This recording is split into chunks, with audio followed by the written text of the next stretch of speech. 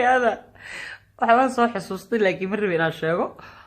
balse daawadayaal inta aan u gudagelin barnaamijka oo faahfaahsan halkani waa Galaangal Media. Fadlan haddii aad ku cusub tahay channelka subscribe saaro, calaamada gambaleelkana ha iska hilmaamin si aad u noqoto daawadaha ugu horeeya ee dhageysta barnaamijyadeena iyo xogaha aan baahino. waa ku maasan tahay daawashadaada. Fadlan muuqaalka dug soo gaara si share gare, like iyo commentiga iyo wixii aragti hoos noogu reeb. fanaanada Farxiyo Kabayare ayaa soo xasuusatay xilligii hore ay iska bolada ahayd, isla markaana cod ay ka dhex duubto qolkeeda ay markii soo gashay aad ula yaabtay katabaan gurigeeda dhex yaala markii aragtay, isla markaana aysan ka warqabinba inuu katabaankani gurigeeda yaalo maadaama ay in muddo ah joogtay qurbaha, isla markaana aysan la soconba waxa gurigeeda dhex yaala. balse Farxiyo Kabayare ayaa markii soo gashay qolkeeda waxay ku dhex aragtay katabaan in muddo halkaa yaalay, sababtaas oo keentay inay soo xasuusatay sheekadii hore ee noloshii iskaabulonimada. balse arrinta la yaab kale ayaa waxay tahay xusuusta gaarka ah uu leeyahay Farxiyo Kabayare katabaankani ay soo bandhigtay dhowaan. dadaan la xiriirnay oo ku agdhow Farxiyo Kabayare ayaa sheegay in Farxiyo iyo iyada ay wada deganayeen xaafadda Kaas Balbalaar, wiilo dhalinyaro ah, isla markaana ay meeshaasi maalin walba ku sheekaysan jireen xilligii iskaabulada la ahaa. waad ogtahay markaad joogto magaalada Muqdisho aad joogto xilliyadii hore sida 2006 2005 ilaa 2000 xilliyadaasi oo dhalinyarada Soomaaliyeed ahaayeen kuwa si aad isku dhaxgala, isla markaana sheekaysta darbiyada iyo jardiinada fariista, guriga dhexdiisa laaduu ku dheela, sheeko badan halkaa ku qaata iyo waqti badan faraka ciyaara, isla markaana ku sheekaysta arrimihii maalinta xaafadda ka cusbaa iyo qofkii soo shukaansi tagay ama maaragtay xaafadda ku cusbaa. maalintaasna loogu yeeri jiray boygii iyo xabadkii xaafadda soo galo kale. Farxiyo Kabayare ayaa noloshaasi ku tilmaantay mid si aad ay u xasuusato, isla markaana la yaabtay.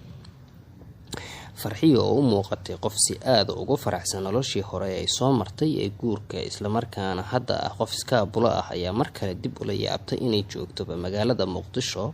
isla markaana ayba soo xasuusatay iyadoo ku sugan xaafadda Kaasi Balbalaar oo la sheegay Farxiyo Kabayare inay ku soo kortay halkaasi ayna la joogi jirtay dhalinyaro badan. balse dad badan oo ka mid ah asxaabtii Farxiyo Kabayare ayaa noo xaqiijiyay in Farxiyo Kabayare aysan la dhihi jirin barigii ay joogtay magaalada Muqdisho, isla markaana loogu yeeri jiray Sahro. waxaan helnay qof ka mid ah dadkii ay wax isla baran jireen ama dugsi quraanka oo ku sugan wadanka Uganda oo xiriir aan la sameynay ayaa noo sheegay in Farxiyo Kabayare ay la baxday magacaasi, balse uu la yaabay kadib markii uu ogaaday in Farxiyo Kabayare yahay qofkani oo la baxay Kabayare, isla markaana hore loogu magacaabi jiray Sahro. Farxiyo ayaa waxay magacani Farxiyo Kabayare la baxday xilligii ay tagtay magaaladaasi Mareykanka ee wadanka Mareykanka magaalada Minnesota, iyadoo iska bedeshay magaceedii hore lana baxday Farxiyo Kabayare oo dadka inta badan uusan u aqoonin, balse dadka ku cusub baraha bulshada ayaa si aad ula yaabay in Sahro ay la baxday Farxiyo Kabayare. arrinta kale ee la yaab kale ayaa waxay tahay in Farxiyo Kabayare ay noloshaasi iskaabulonimada ay ku jirtay muddo fog, haddana ay Farxiyo leedahay muddo aan ay isla joogeen fanaan ay kala tageen, haddana ay u joogaan 3 caruur oo kula nool wadanka Mareykanka. Farxiyo ayaa sababta ay u soo xasuusatay katabaankaasi aan la garan karin, balse dad u dhow oo la xiriirnay ayaa sheegay inay Farxiyo iyo dad kale oo ku sugan hadda wadanka Uganda kana mid ah kuwa ku jira xeryaha qaxootiga ay waqti ku wada qaadan jireen, isla markaana halka ay ku wada noolaayeen in muddo ah. waa kan codka Farxiyo Kabayare, balna la dhageysta sida ay ugu faraxsan tahay noloshii hore iyo xusuusaha ay sheegtay in Farxiyo Kabayare ay xasuusatay markii ay ku aragtay gurigeeda Ameerika katabaankii Afrika oo u yaala guriga, balse aysan ka warqabin intii ay ku sugneed wadanka Mareykanka. bal codka Farxiyo Kabayare ila dhageysta waa kani.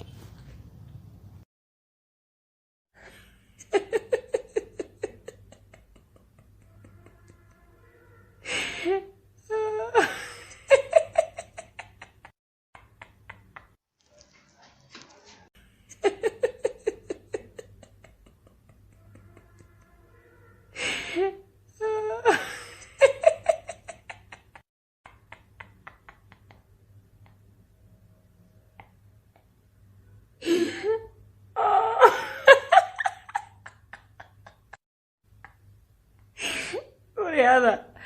waxaan soo xasuustay laakiin ma rabin inaan sheego. horta katabaan shima idinkugu dambaysa qolkaygaan soo galay gowdhaha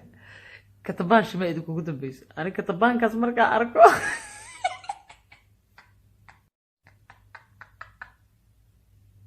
waxbaan soo xusuustay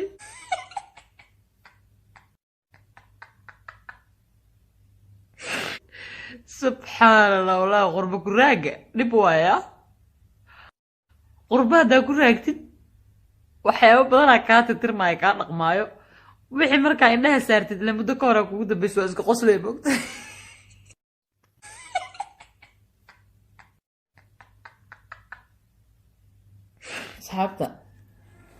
asxaabta katabaankaas ma ujeedaan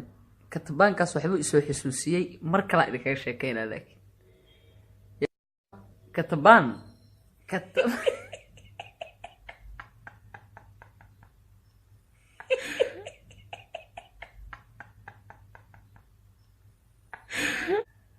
reer soomaaliya iyo africa oo dhan kuma socoto sheekadan ya reer america iyo reer yurub ya katabaan shima idinkugu dambaysa ani katabaan haddaan indhaha saaro waa iska qoslayaa because waxbaan soo xusuusanooyaa ya marka mar kale idinka dabageynaa good night okay anoo katabaanka markaan arka waxaan ku qoslayaa anoo idiin sheegi ayuu idinka dabageynaa katabaan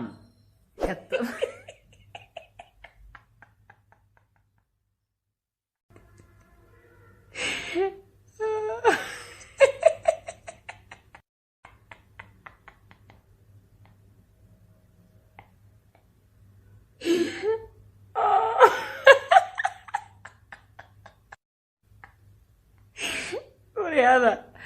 waxbaan soo xusuustay laakiin ma rabi inaan sheego horta katabaan shima idinkugu dambaysa qolkaygaan soo galay gowdhaha katabaan shima idinkugu dambaysa ani katabaankaas markaa arko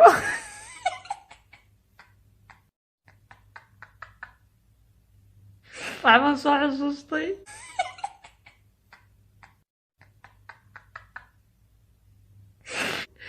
subxaan allah walaa qurba ku raaga dhib waaya qurba haddaa ku raagtid waxyaaba badanaa kaa titirmaayo kaa dhaqmaayo wixii markaa indhaha saartid ile muddo ka hore kugu dambaysa waa iska qoslay moogta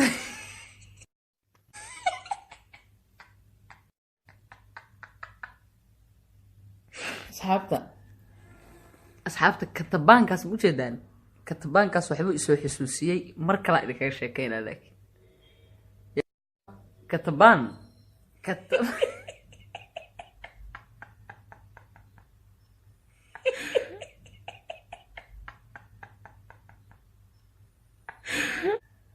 reer soomaaliya iyo africa oo dhan kuma socoto sheekadan ya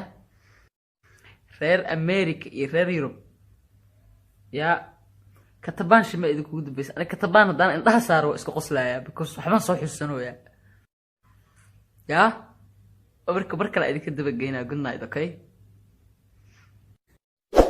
anoo katabaanka markaan arka waxaan ku qoslayaa anoo idiin sheegi ayuu idinka dabageynaa katabaan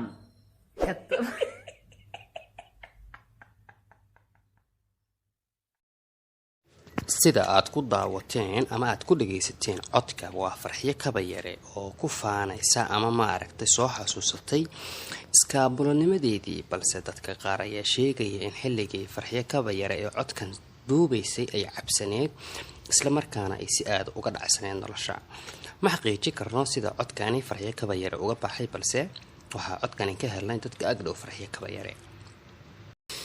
farxiyo kaba yare hadda waxay ku nooshahay dalka Mareykanka balse waxaan sugnaaba sida ay farxiyo kaba yare arrintan uga hadasho iyo xusuusta ay sheegtay inay nala wadaagi doonto